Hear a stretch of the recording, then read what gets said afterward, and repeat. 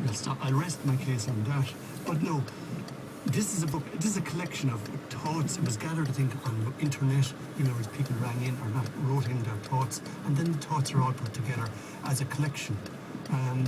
It's hard to know where the authors, I think they just actually provided the website, and then there's loads. I think it was meant to be a research paper or something, and they eventually got so much things that they put it together, or some sort of report or survey or something, and they got so much information, they decided it warranted a book.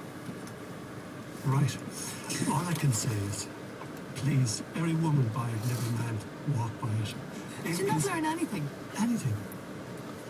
Actually, there's a section on it, I'm going, can men and women ever really be friends? And the book says, yeah, as long as he's gay.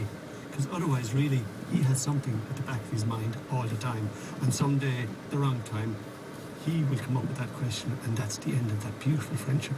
I mean, it's crap. Now, I have to say, Libby, would that not annoy you? Because why couldn't you come up with the question, like, why is it always the man? I don't like that. Oh, there is, you know what, there's bits in it, there's little bits, that you would find slightly offensive. They do another section on the glass ceiling and work and all that kind of thing, which as a woman kind of grates on my nerves a little bit. But I think it's one of the authors makes the point that she wants to see a world where it is mandatory on a board of directors to have gender balance, which I find insulting as a woman. I want to be on a board of directors because I deserve to be there, not because they had to make up the numbers. So there are little things. Women are the best in the world for patronising their own sex, I think, and that does come out once or twice. I would find as a man that quote insulting, that, basically a man can never be your friend because he's always got something else on his mind. No. I read this book in terms of trying to get a start, a middle, and an end. You read the book because you're afraid of me. You're afraid to come in here. I was assigned the task. No, I am committed. I was given the job, read it. I can't say I read every page. As I say, there's 430 odd pages. No, I didn't read all of it. But actually, it reminds me of that. You're hungry and someone gives you a bag of sweets. You'd eat them, but at the end of the day, you're still hungry. You just didn't get it. So this book, if I take any section on it, there's some very good sections and some other sections, but they got work, beauty, money, love, etc. But any one section doesn't have a start or a middle or an end. It just has this collection of thoughts. Yeah. And you're left with them. I mean, as I said, it's not mind-blowing. You're not going to come out of the book any the wiser. It's just a pleasant read, but it's certainly not going to change your life, blow your mind, or help you in any way. But is it a read, or is it, I call it a collection of, you just pick it up and read about beauty, put down the book, pick it up in a month's time and read about love.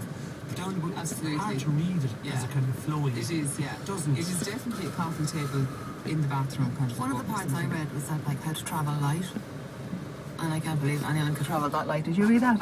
But you see, that was actually hilarious. She talks about it, and she's talking about a certain budget airline and going away, and this my capsule wardrobe, and this will change your life. And she had 2 swimming togs, and I can't remember, like a pair of sparkly flip-flops and a pashmina. And 3 pairs of knickers. Yeah. To do for 2 weeks and you wash them out in the bathroom. But I was going, where are the jeans? Where's the t-shirt? Where's the...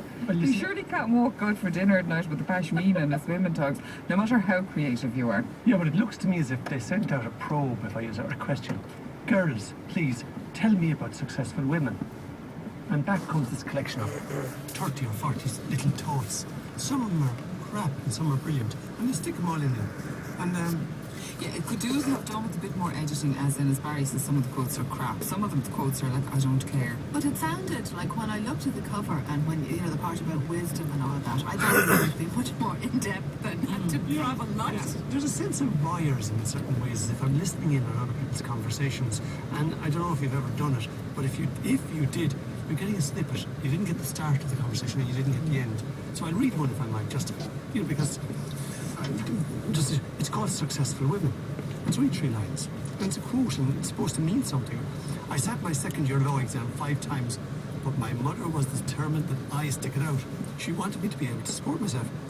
Now I'm running my own successful practice and realise how right she was. So I'm left...